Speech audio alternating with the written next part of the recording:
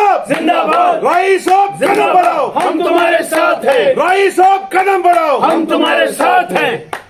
Bag साहब कदम बढ़ाओ, हम तुम्हारे साथ हैं। बेग साहब कदम बढ़ाओ। हम तुम्हारे साथ हैं। जनाब बेग साहब, यार कमाल की बात है,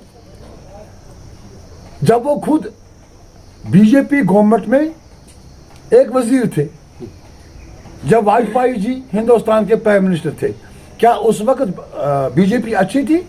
आज बीजेपी खराब है। उन्होंने कहा कि मुझे ये सियासत समझ नहीं आती है। यार मुझे तो आपकी सियासत जो है समझ नहीं आती है। आपने कहा मैं नहीं लड़ूंगा इलेक्शन क्योंकि एलजी का चपरासी में नहीं बनना चाहता हूं। मुझे आपकी सियासत समझ नहीं आ रही। आज तो आप कंटेस्ट कर रहे हैं 2 जगहों पे। ये सियासत क्या है? रहा सवाल, उसने ये भी कहा है वहां, आप जनाब मुजफ्फर हुसैन बेग साहब का सपोर्ट क्यों कर रहे हैं? आपने खुद इलेक्शन क्यों नहीं लड़ा? दूसरा कहा कि छोटे बेग का आपने क्यों नहीं सपोर्ट किया? बिल्कुल। मैं आपको याद दिलाना चाहता हूं उमर साहब, जब ये सिलसिला शुरू हुआ, ये एक साजिश थी 2 साल पहले। ये साजिश पनप रही थी और उस साजिश का सरगुना जो था वो सजाद उड़ी था। हमारे पास प्रूफ्स है। आपने वहां क्या किया है? आपने नवाई सूबे में ईस्ट इंडिया कंपनी लाकर बिठाई है, जिस ईस्ट इंडिया कंपनी ने जो नेशनल कॉन्फ्रेंस के वारिस थे, जो नेशनल कॉन्फ्रेंस के सही सिपाही थे, एक एक करके उन्होंने उनको वहां से साजिशों के जरिए निकाला। मुझे कहिए, जब जमहूरियत का कत्ल आप लोगों ने किया, जब वहां बात नहीं सुनी जा रही थी साथियों की, जब किसी को खुला मौका बात करने का नहीं दिया जाता था, दम घुट रहा था, हम बर्दाश्त करते थे। किस लिए? कि हम, क्योंकि हमने इस तारीख को अपने खून से सींचा, हमारे बुजुर्गों ने। मैं आपसे पूछना चाहता हूं, जब यहां हालात खराब थे, जब यहां कोई बात नहीं कर सकता था किसी सियासी जमात का, उस वक्त मैंने और मेरे साथियों ने इस जमात को जिंदा रखा। ये मीडिया लोग गवाह है, बारामूला के लोग गवाह है, रियासत के लोग गवाह है। मेरे घर में नेशनल कॉन्फ्रेंस का ऑफिस चला।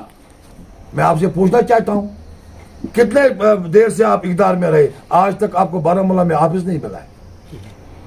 तमाम मीडिया जानती है, तमाम लोग जानते हैं, नेशनल कॉन्फ्रेंस का दफ्तर मेरे घर में चला। नेशनल कॉन्फ्रेंस की तंजीम की मीटिंग्स मेरे घर में हुआ करती थी। नेशनल कॉन्फ्रेंस के वर्कर को मेरे घर में शेल्टर था।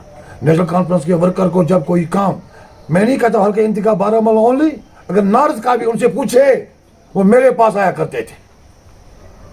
मैं उनके साथ चलता था, आपसे में जाता था, उनके मुश्किलें हल करने की कोशिश करता था। जब आपने छोटे बेग साहब को बुलाया, मुझे बोलो आपने क्या कहा उस वक्त? बोला ये आया है तंजीम में, तंजीम को मजबूत करने के लिए। कोई मैंडेट शेंडेट का इसके साथ कोई कमिटमेंट नहीं है। और उसने भी जब अपनी तकरीर में कहा, छोटे बेग साहब ने, मैं कुरान शरीफ हाथ में लेता हूं, कलमा पढ़ा उसने कि मुझे किसी मैंडेट कैंडिडेट की जरूरत नहीं है। अगर हमसे पैनल मांगा गया, जमहूरियत है, आईन है नेशनल कॉन्फ्रेंस का, पैनल दिया ब्लॉक प्रेसिडेंट साहिबान ने, उसमें उन्होंने 4 नाम लिखे। आपने उस पैनल को डस्टबिन में फेंका। उस पैनल का आपने एहतराम नहीं किया। आपने जो कुर्बानी की, मुझे समय है, हमारे ब्लॉक प्रेसिडेंट साहिबान, उनका आपने कोई उनकी इज्जत नहीं रखी, आपने कोई लाज उनकी नहीं रखी। हम वजह क्या रही, आप क्यों निकले नेशनल कॉन्फ्रेंस? बाबा कमाल की बात है, जब हकदार को हक नहीं मिला, जब हमारी बात नहीं सुनी गई, काम हमने किया, कुर्बानियां हम दे, गोलियां हमने खाई, मेरा एक पीएसओ मारा गया, मेरे साथियों पर अटैक्स हुए। क्या हम ये समझेंगे राय साहब को मैंडेट नहीं दिया इसलिए? ये बात नहीं है जी। आप गलत सवाल करते हो मुझसे जी। मैं हक ढूंढते हैं हम, मैं और मेरे साथियों ने कहा हमारा हक है, हमारी कुर्बानियां है, हमारा लोगों में क्लीन स्लेट है, लोग मुझे इज्जत देते हैं, मैं विदाउट सिक्योरिटी जाता हूं अपने आपके इंतकाम में और लोग मुझे इज्जत देते हैं, वेलकम करते हैं। ये मैंडेट की बात नहीं है, ये मैंडेट की बात नहीं है, सारा जो है इज्जत की बात है, हक की बात है, सच्चाई में सामने आपको बयान करता हूं। एक बार उमर साहब से एक मीडिया वाले ने कहा, बोला और कोई नहीं था इस तंजीम में, आपने एमपी का फॉर्म भरा, और जवाब क्या था, मैं क्या खाता, सुनिए मैं क्या खाता। अगर वो उसको खाने की जरूरत है कि हमें नहीं है खाने की जरूरत। जो जूनियर उससे बर्दाश्त किया, उनको डिस्ट्रिक्ट प्रेसिडेंट बनाया गया, उनको नॉर्थ में जगह दी गई पोस्टों पर, हक तो मेरा था, चलाता तो मैं था, तब भी बर्दाश्त किया। और आज कहता है उमर साहब मुझे ये सियासत समझ में नहीं आ रही। यार कमाल की बात है, आपको लास्ट टाइम नॉर्थ से आपको यहां से आप हार गए, उसमें क्या कसूर था हमारी जमात, हम लोगों का?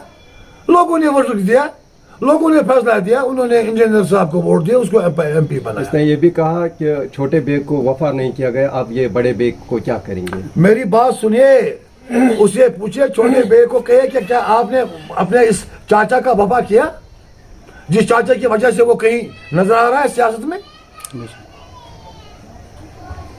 बात तो है उमर साहब ने मेरे साथ वफा की, उमर साहब ने नाज साहब के साथ वफा की, उमर साहब ने इरफान शाह साहब के साथ वफा की, उमर साहब ने उस रिटायर्ड हाई कोर्ट जज जो है, I think he is from Rajouri, Muzaffar साहब, उससे वफा की, उसने तवकीर साहब से वफा की, उसने जो सोफी अकबर साहब का पोता है एडवोकेट लतीफ साहब, रद्दान साहब, क्या उसके साथ वफा की? मुझे बोले इसने किसके साथ वफा की?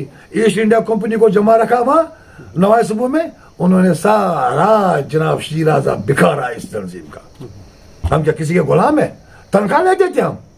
मैंने अपने जिंदगी के 44 साल दिए, मेरे साथियों ने तकरीबन 30 साल दिए, सब कुछ बर्दाश्त किया, मैंने कहीं ढका नहीं डाला है। आज तक कोई सामने नहीं आया, कोई माँ का लाल आए ना सामने, मैंने किसी से 10 रुपया लिया। मैं इस वक्त भी आपको मालूम है इरशाद साहब, मेरे यार दोस्तों को मैं सलाम पेश करता हूँ, मैं उन साथियों को सलाम पेश करता हूँ जब भी मुझे कोई मुश्किल आती है, मेरे किसी गरीब